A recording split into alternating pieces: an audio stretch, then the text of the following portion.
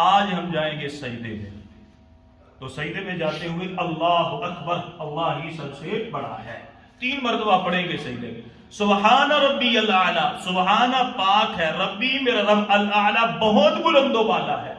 سبحان ربی الاعلی، میرا رب پاک بھی ہے، بلند و بالا بھی ہے، میرا رب پاک بھی ہے، بلند و بالا بھی ہے۔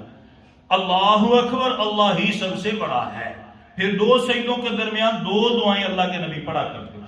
ایک سب سے مختصر دعا ہے رب اغفر لی، رب اغفر لی، 2 مرتبہ، اے میرے پالنے والے مجھے بخش دے، اے میرے پالنے والے مجھے بخش دے۔